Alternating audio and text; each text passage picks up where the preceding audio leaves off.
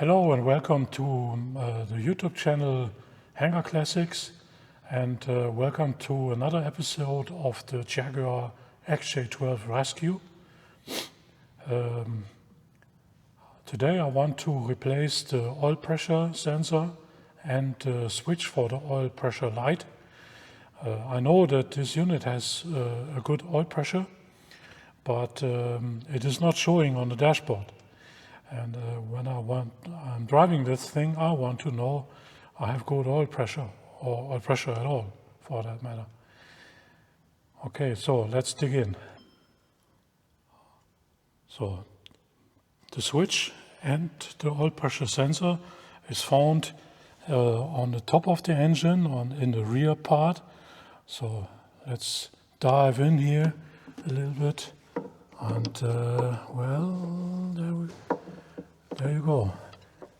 This right here, this thingy, that's the oil pressure sensor, and down here, that's the switch.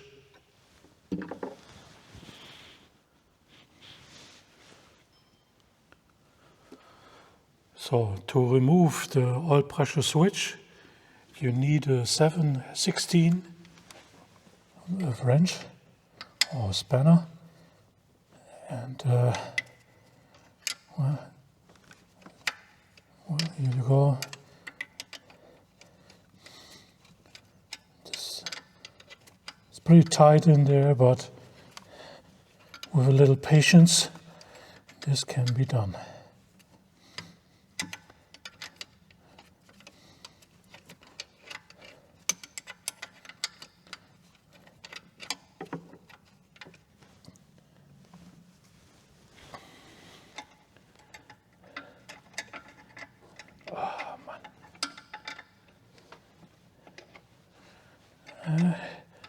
He's playing hard to get, but I will get it up. I will get this damn thing out of there.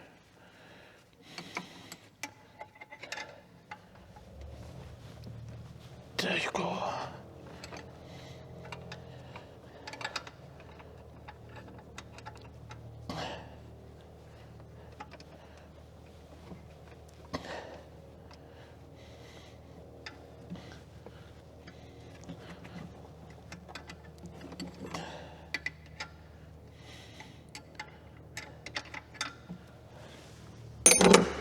Let's see if I can turn it by hand now. No, I can't.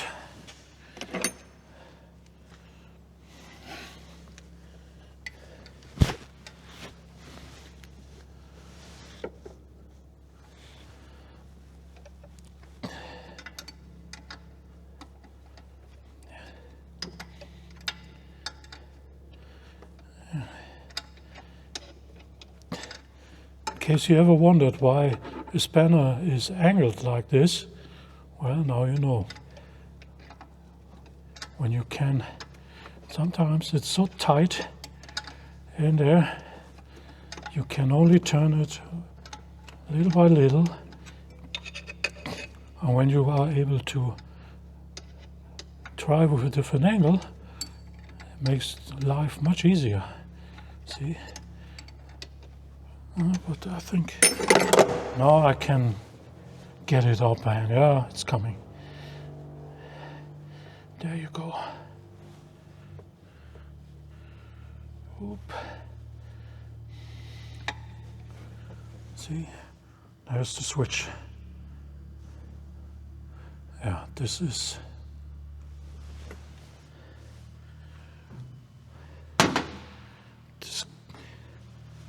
Yeah, that's the new one. I see there is no 7/16 spanner. I cannot use the 7/16 spanner now, and the big nut here, I'm pretty certain that that's metric. But let's get the other thing, the sensor, out of there too, and then we will see how or we continue. Right. Yeah, you can.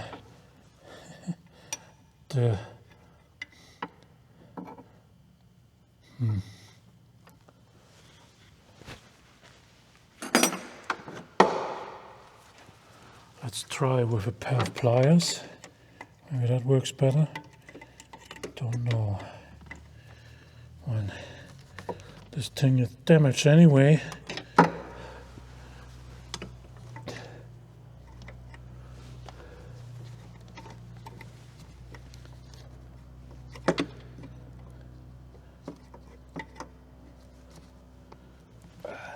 No, I cannot turn it. Man, working on an XJ12 is really difficult sometimes. Just no room to work. And I'm lucky. This is the carburetor version with and there's no air conditioning, so access to certain items is much easier on this engine than on later ones, but it's still difficult. Let me think, what can we do to get that thing out of there?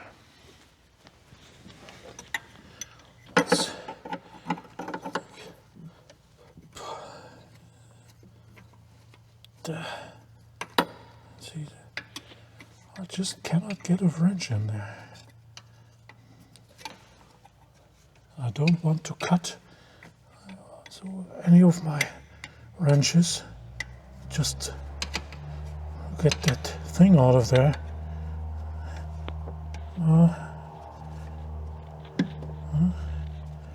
Yeah, thank you. It's I think there you go. This should work now. Oh, and it's pretty tight too.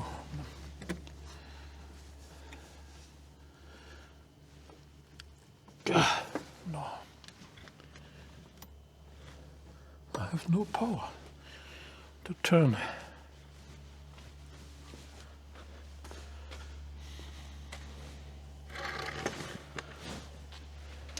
Let's try from the other side, maybe that's easier.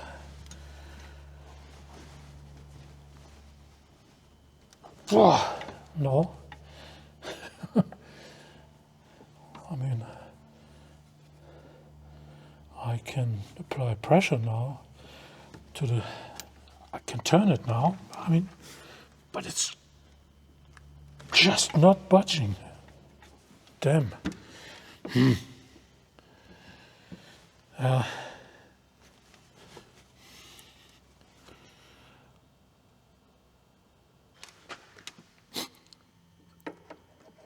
Well, I got it undone now, and let me show you how I did that. I had to use a little bit force. So now, can you see? There's my wrench down there. Oops, yeah, that's the battery here. No, don't make contact with the plus. That would be a bad idea. So anyway, what I did was I used this long tube, and then I put the tube here, and I simply hammered on the other end of the tube, and then that thing came loose, and it broke free just like that. Before that, it played hard to get, but see, now when I remove it, I can actually, see, I can easily turn it by hand now. Funny. Well, just for the record, that's the old one. And the hex flange here is, I don't know, 80 millimeters or something. So it must be metric. This is not inches. Don't know, but I think it's the original one. So the new one looks exactly the same, it's just new. And, see that? It's made in the United Kingdom. Made in UK. Camera doesn't pick it up very good. Come on. Well, you must trust me on that one. Yeah. And the flange is also 18 millimeters here. So, I don't know. Normally, the entire car is you need US tools or English non-metric tools for this. But here, I noticed the same on the brake system, but well, you never know what happened to a car this old. Maybe that sensor has been replaced in Germany by some workshop. I don't know.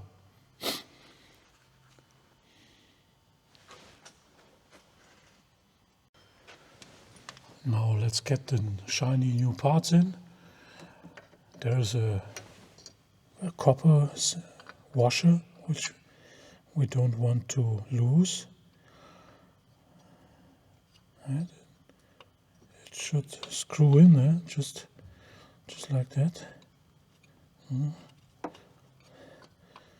It doesn't feel right. Let's get it out again. Maybe the thread is different, I don't know.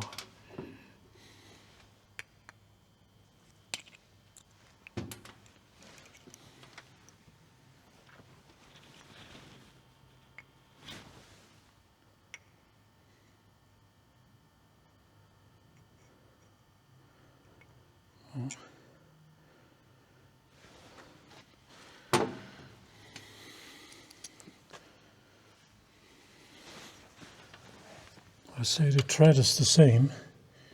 Let's try this again.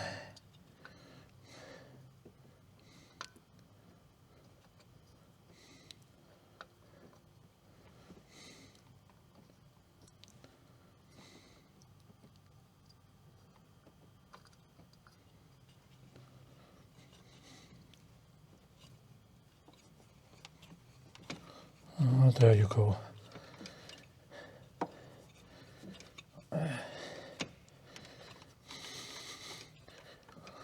It's just, I guess the thread of the engine is old and the thread of the sensor is brand new. That's why it's a little bit difficult to turn it, to get it in there, but here we go. New sensor installed. And now let's tighten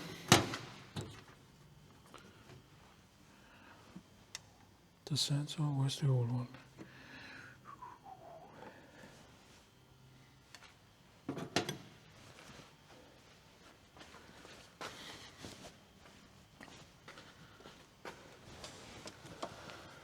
Right. So here we go. See, I'm using a 19 millimeter wrench here. It's a little bit too large, but I don't have an 18 millimeter. And all the non-metric wrenches I have don't fit. They're either way too large or too small. But anyway, it doesn't have to be crazy tight here. So I think using a metric spanner is okay.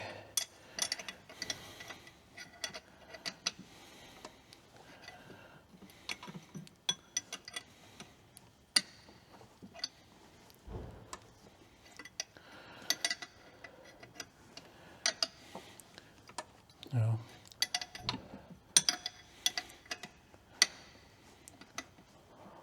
All the old English cars are using, of course, non-metric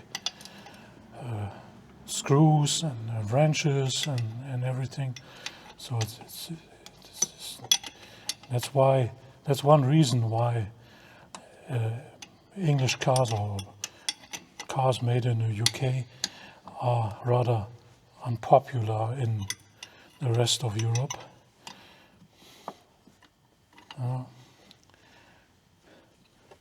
The car mechanics just didn't have the right tools to get the job done, see?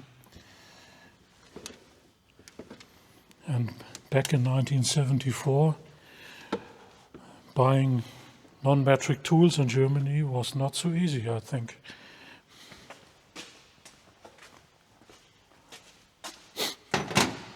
Certainly not as easy available as it is today. Right, so where's the, okay. Here comes the switch. The switch does not have a sealing washer, so let's simply get it in there.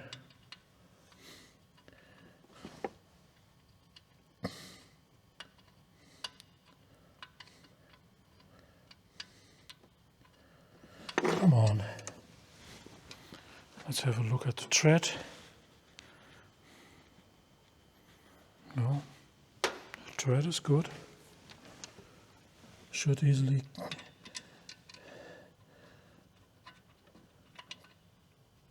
get in there. Oh, there you go.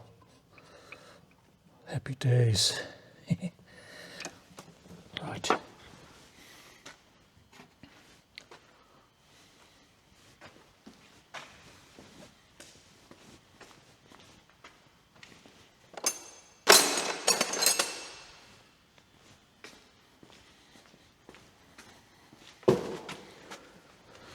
So what size is this big nut? I think it's 22. Yeah, there you go. Metric again.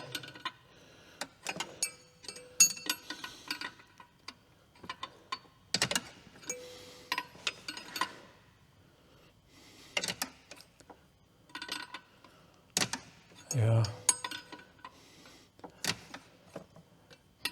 Back in the day, in the 1980s and 1990s, when I was working as a car mechanic, no German car mechanic wanted to touch an English car. They had a bad reputation, and I think, yeah, that's partly because nobody had non-metric tools, and the other problem was that spare parts just weren't readily available, like for a German brand, like a Volkswagen. You can buy spare parts for Volkswagen Golf on any street corner, you know. And to be honest, the cars were, especially when the Japanese showed up with their compact cars, those were way more reliable, even in German cars. And the German cars, the electrics were really good, sealed, I mean weatherproof and everything. And the other cars just didn't have it. You know, when you think of the distributor cap or the electric connectors, which connect whatever on an old car made in Europe, 1980s, 1970s, moisture could enter into the electric connectors really easy. Much easier than when you had a look at and then it was the case on Japanese cars. Yeah. All right. I mean, some English cars were pretty popular in Germany. When you think of the Mini, and there was a time when you could see a lot of Spitfires, Spitfires driving up and down the streets too. Yeah, I remember that. And also Jaguars, yes.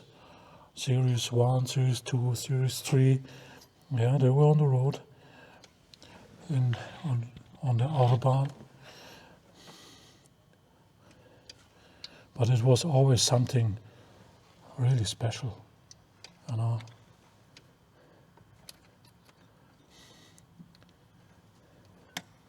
most people,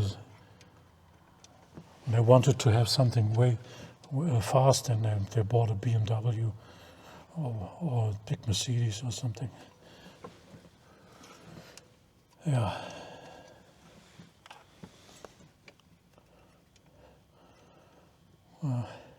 Anyway, but me, I fell in love with the XJ series Jaguars. I mean, series 1, 2, and 3. Already when I was still a kid, I loved those cars, and I've been working on them for quite some time now. All right. So new sensor and switch installed.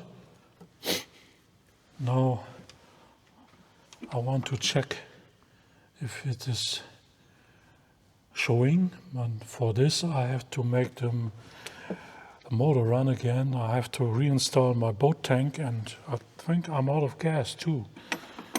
So I have to make a trip to the next fuel station, I guess. That takes half an hour, but for you it's just a second.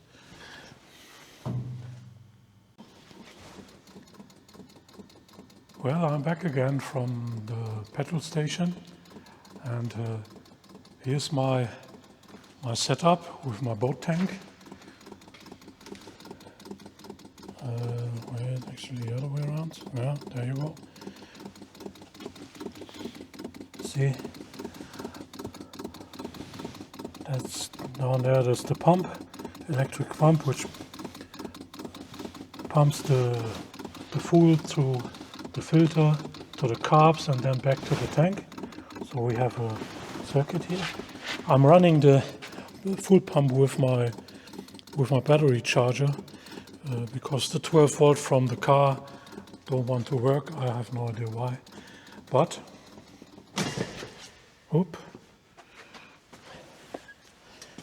too bad.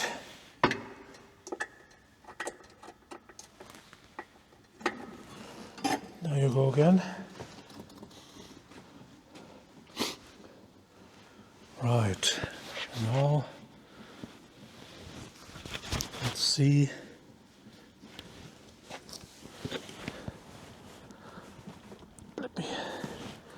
Let me quickly pull the choke a little bit. Now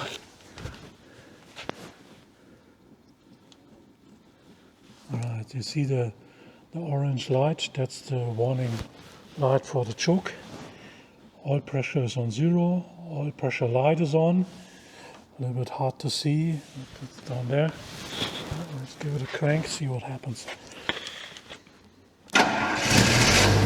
Wow. Starts right up. And look at the oil pressure. That's crazy. Really high. And the oil pressure light is off. Now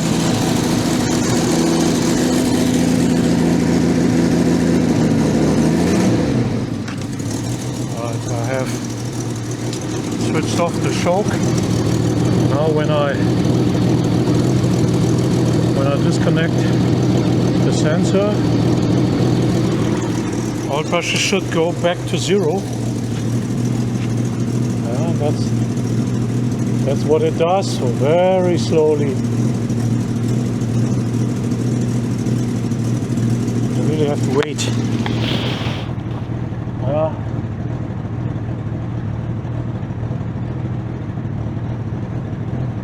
no.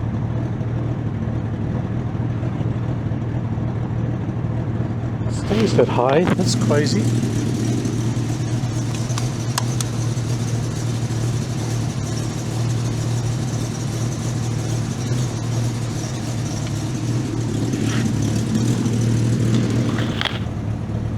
See, there you go. Now it slowly goes back to 0.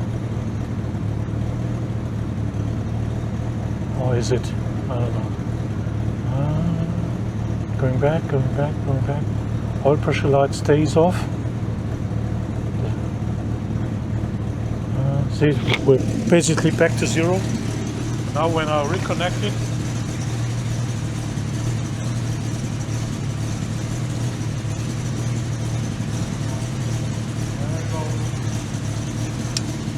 back, and there's the oil pressure back again. So the wire is the right one, and it has oil pressure like crazy. Wow, it's actually pretty impressive. Well, let's switch it off. I don't have any coolant in the engine, and I don't want to overheat this thing. Right, job done.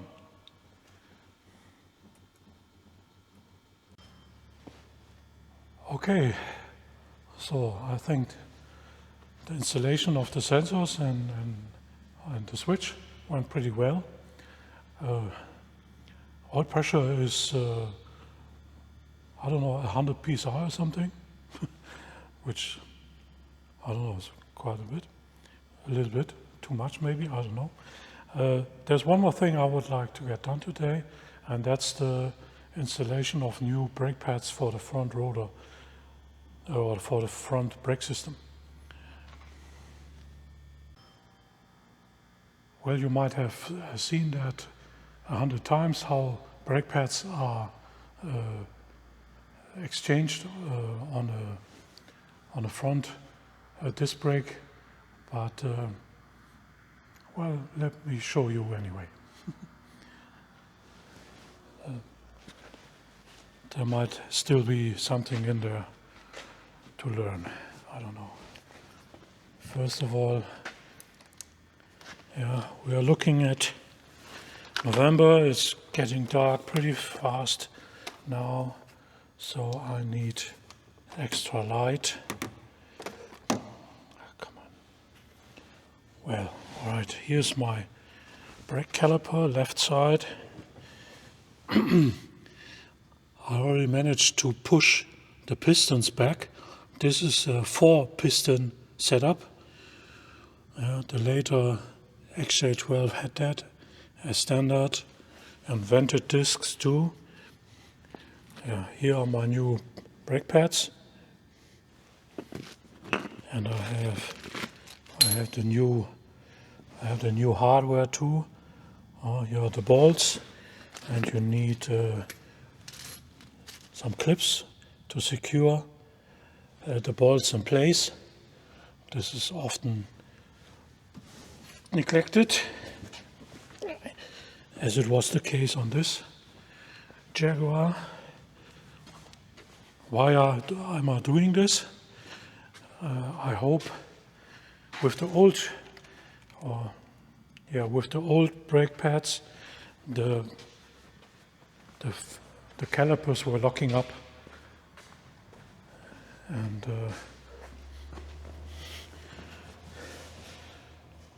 you cannot drive this way. It will not work.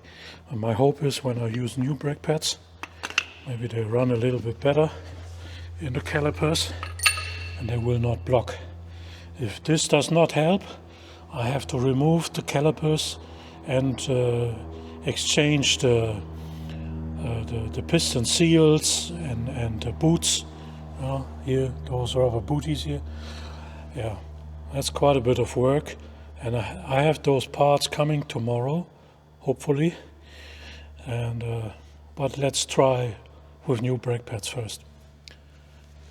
Maybe this works. All right, let me put you down here so you can see what I'm actually doing here.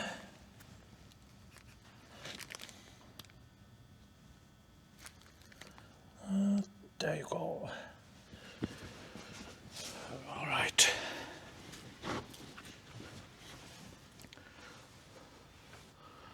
As I said, putting the new brake pads in is really no big deal.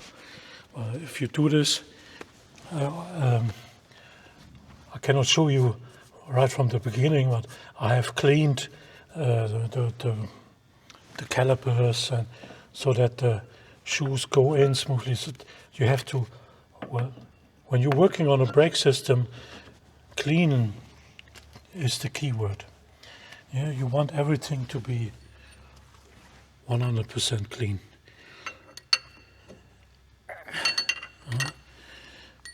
Alright, so let's see the other one. No, that's a little bit stubborn. No, I have to push the piston a little bit back further.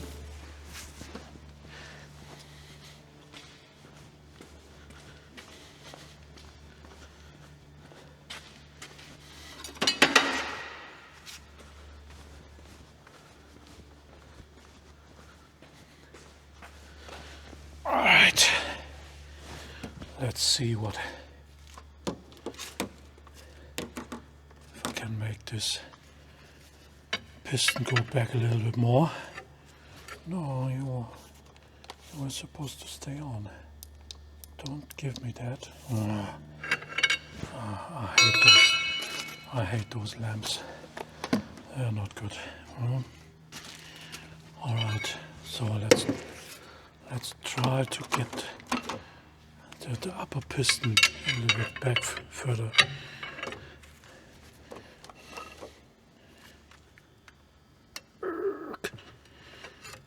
Yike.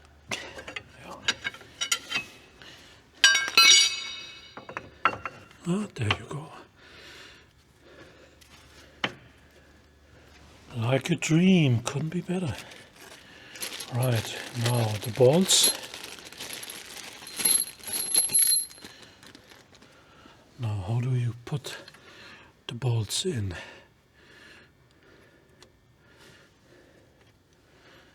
I always, well, you can put them in from this way or that way. So I would like to put them in this way, because when you want to remove it, you can simply hammer them out this way. This is much easier when you have to do it from this way, from this side.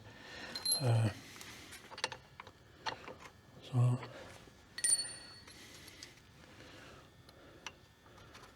right.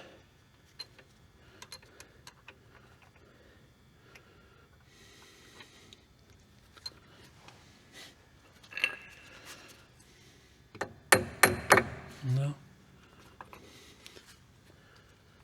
Come on.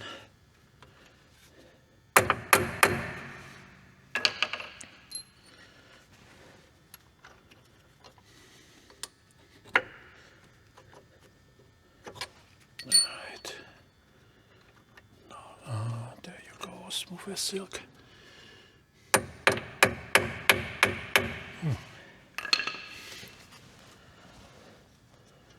I don't know, is this... I'm not really happy with this. I should go in a little bit more.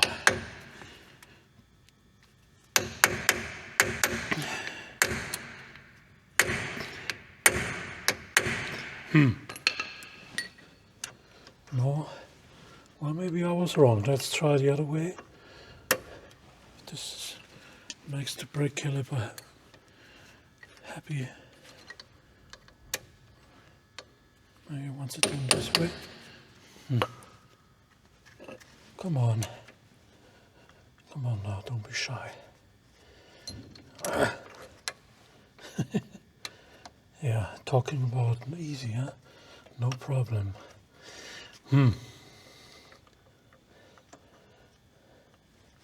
Okay.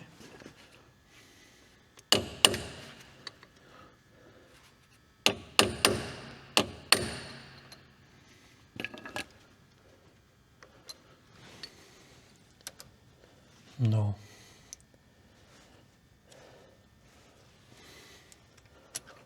They don't go in that way at all. Well,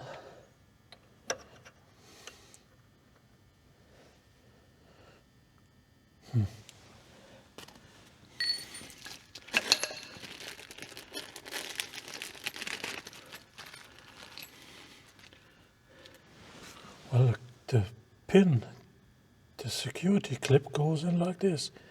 I mean, it cannot go anywhere, but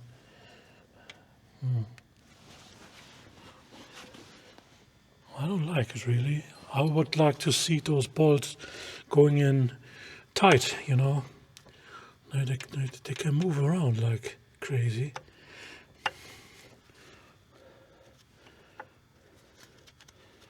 These days, you know, when you buy spare parts, the quality is often also not really top notch, you know, coming from wherever, I don't know.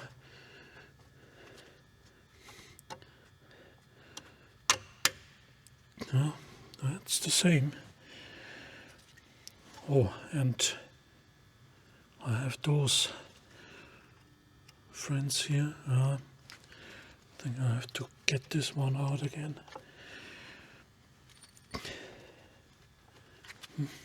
Come on. Come back. Go back. There you go. Those clips must be installed too. I think they keep the brake pad from rattling in the caliper. But some, I think this is not on all Jaguars. Some have it, some don't. I mean those anti-rattle clips. This one has it. Oh, so, well, let's put the other security clip in there. Whip, and there you go. That's all. Well, my brake caliper is ready. The rotor is turning nicely. Let's try the same on the other side. And then I will then apply the brakes a few times. And when the brakes come unlocked, I'm happy. And when they don't, as I said, I have to overhaul the calipers completely. When the parts are not expensive, that's one good thing. You know, you can buy all the seals for both calipers for maybe like 40 euros or something, or even cheaper. But it's a lot of work.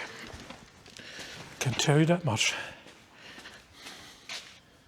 Good, now I'm on the other side of the car, on the right hand side. And well, let's do this again. Put the new brake pads in and hope for the best. You know, I want to invest as little money as I can because of the condition of the rest of the car. But good. Right, so this goes in like that. Pushed it in a little bit too much. Come on, come back. Yep, there you go. Right, one pin in.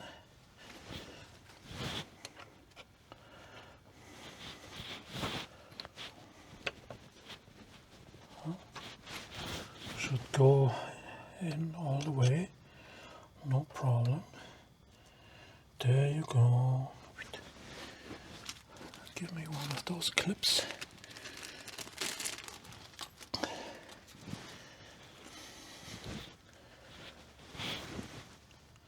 Here comes the clip.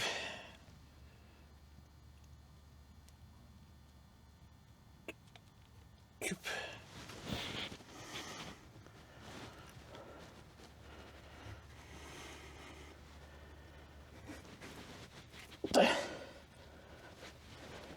There. No, I don't like it. Come on. I want you to go in like this. Yeah, that's better. Right. Those anti-rattle springs. them in place. Where's the other one? Right here. Nope. This way. Oh wait. Is this correct? Because the clips are sitting on the wearing side of the brake pad. And whoop, there, there you go. Whoop, come back. You are going to get it started. No use to jump away. I'm gonna get you in there. Come on. Don't be stupid. Up. There you go. Well, I will look that up at home in the spare parts catalog or in my workshop manual. I have the original workshop manual for, there it goes again, for the series 2, but I have a Haynes manual too, and I must say that the Haynes manual is very good because it uses the same drawings and photos from the original workshop manual. And right, there you go. Oops, no, he's not happy. That's not good. As I said, I'm not sure if this, maybe they have to be installed the other way around, like this is sitting outside here in this gap here. Well, I will let it be like so for the moment. I'm not driving this car anyway. I just want to see if the brakes come unlocked, or if they, I mean, if I have to redo the brake calipers on yes or no. That's the main goal for today. All right, let me pump the brakes and see if they come unlocked when I release the brakes, the brake pedal.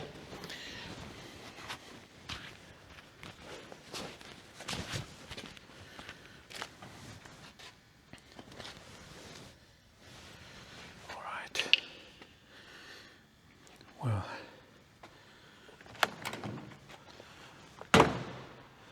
I just can't get used to the fact that this is a right-hand drive car. So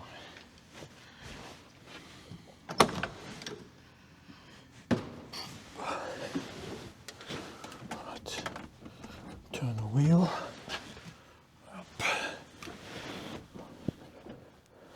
Right. Now let's get inside there. Ooh, it's not so easy. There you go. Here I am. There's the brake pedal.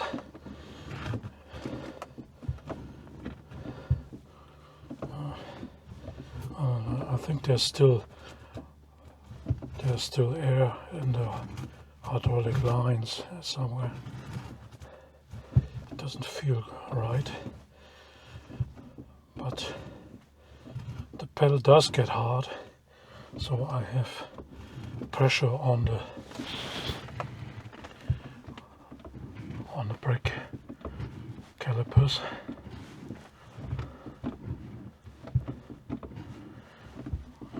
With the old brake pads, the calipers stayed stuck. Maybe let's see if this is any better now. Whoop.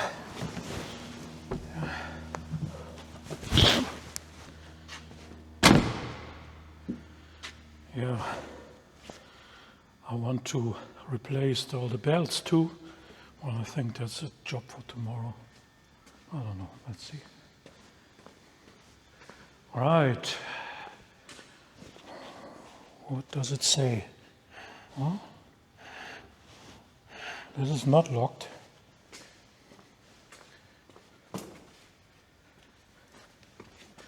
Oh, this one? It's free. Well, maybe.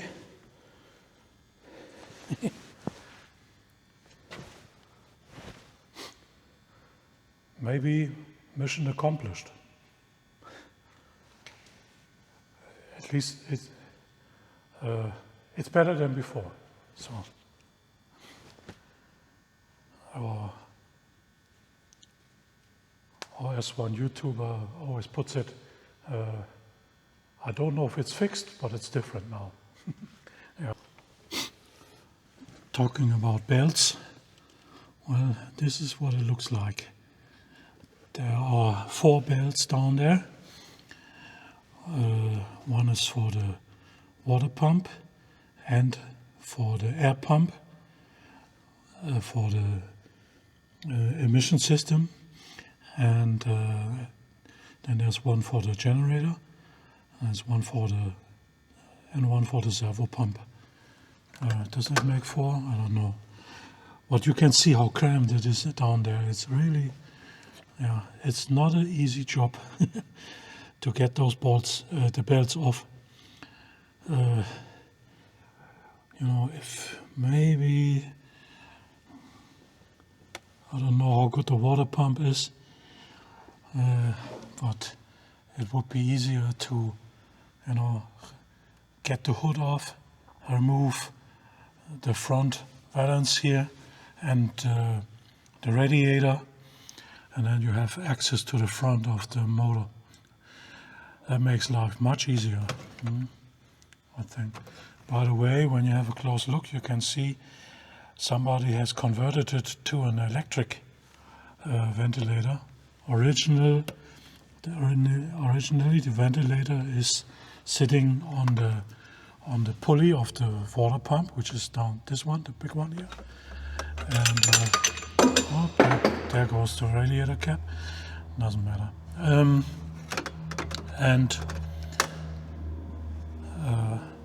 Yeah, it has a viscous coupling ventilator, and this big engine in this small engine compartment always had problems with overheating, and I guess that's why somebody in the UK converted this thing to an electric ventilator or fan for the it's an electric fan system. Well, I don't know. Here you can set the temperature when the ventilator or the fan kicks in, and yeah, I think this was available from a company. This is not homemade or something. That you were able to buy this. Maybe you still are. I'm not certain. But I have owned Series 3 XJ12 with the one of the last one built with the ignition, with not with carbs, with ignition, not ignition, injection, electronic injection, and yeah, I replaced the water pump, I flushed the radiator, I replaced all the hoses, and I had always trouble with overheating. So if I ever drive this car, I don't know, which I still don't know, we shall see. Maybe this works much better. It's much more modern, that's for sure. And the second ventilator is, I think, stock. It's also electric.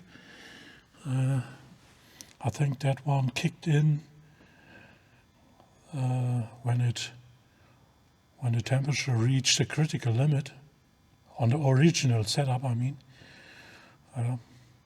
So I have no other idea, because this car does not have a AC system, so there's no need for for a dedicated electric fan, which is activated by the AC system. Don't know. Yeah, well, but as I said, this is a job for another day. It's almost 4 p.m. in the afternoon. I think I will call it a day and get back home. So thanks for watching. If you like the video, please leave a like or a comment. I will read them all. Until next time.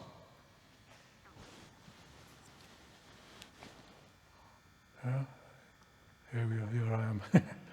Until next time. Goodbye.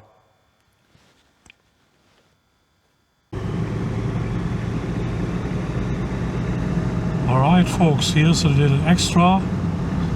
This is my XJ6 from 1971, and I'm driving on a German, let's say, rural road, by road in the northern part of Germany.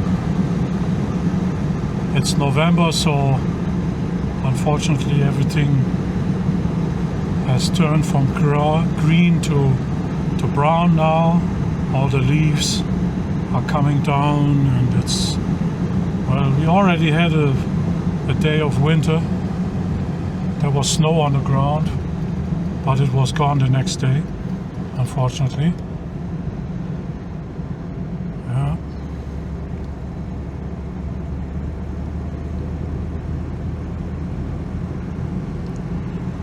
That's what it looks like.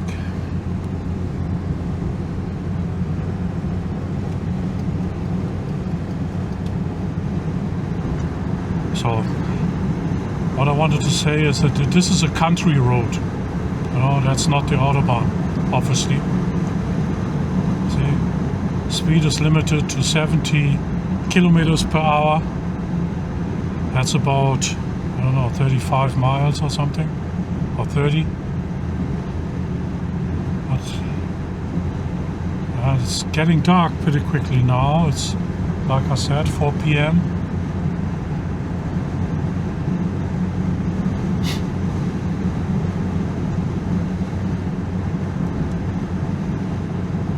Yeah, the XJ6 is running pretty nicely now. I'm very happy.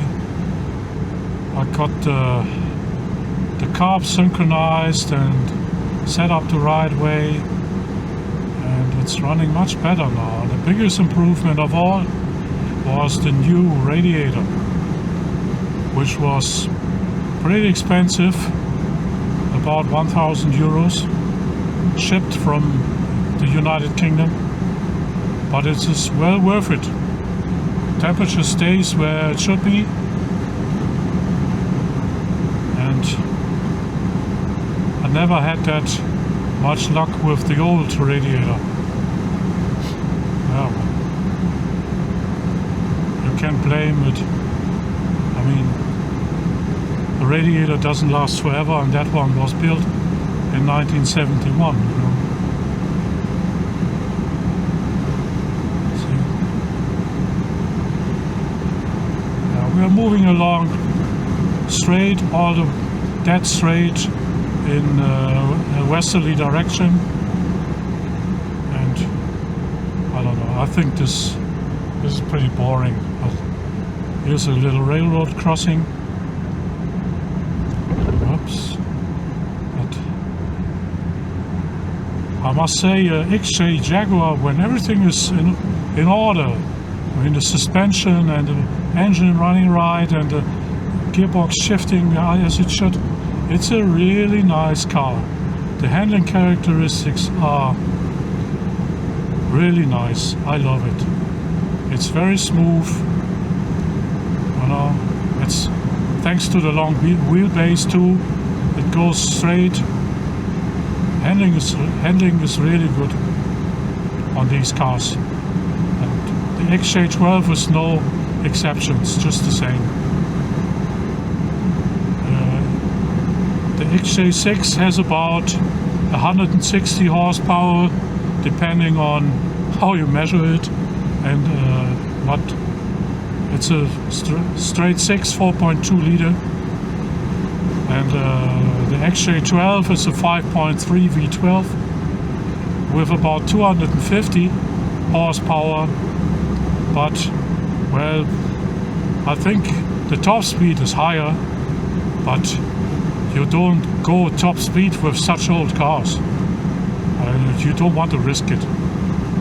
So basically, driving an XJ6 or XJ12, there's not much difference. The XJ6 runs pretty smooth too, but well, I mean, the XJ12 is something you don't have to put the accelerator down. It's pretty much running on idle most of the time because it has so much torque and all this. So the XJ12 is severely understressed, so to say. And of course, the XJ6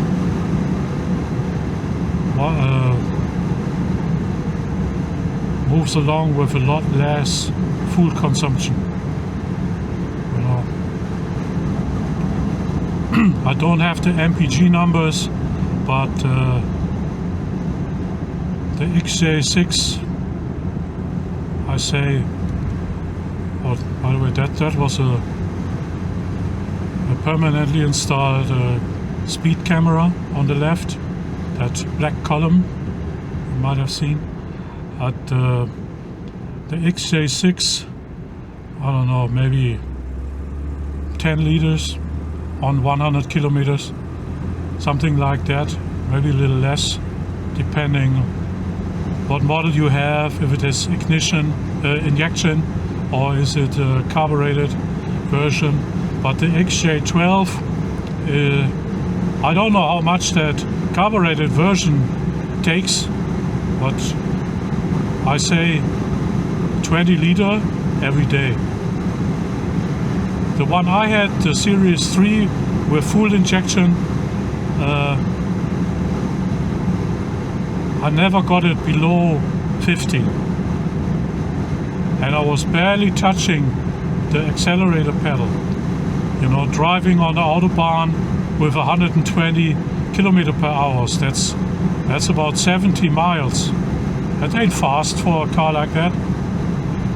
So, but those cars are no longer driven on a daily basis, so only on the weekend for fun, for a hobby. So how much that thing needs for gas doesn't really matter. Both are a lot of fun, and most of the spares are easy to get in used form or new.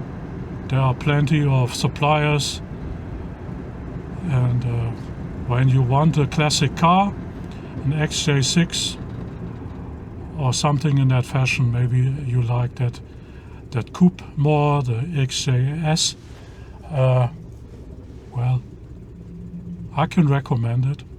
But you need a garage. You must be able to work on those cars by yourself. When you have to pay somebody to get the work done, it's not fun anymore.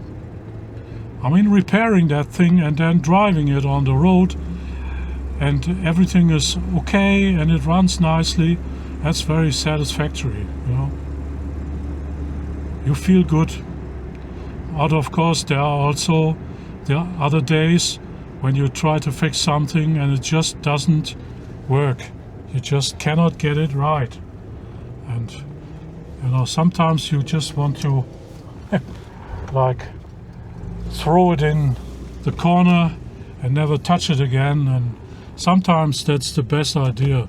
Leave it alone for a week or two and then try again. Yeah. So I need some groceries That's why I want to stop here at Lidl for today.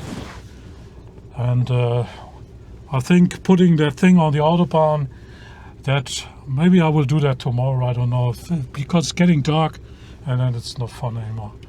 Alright guys, I see you next time, maybe tomorrow, I don't know, and have a good one. Goodbye.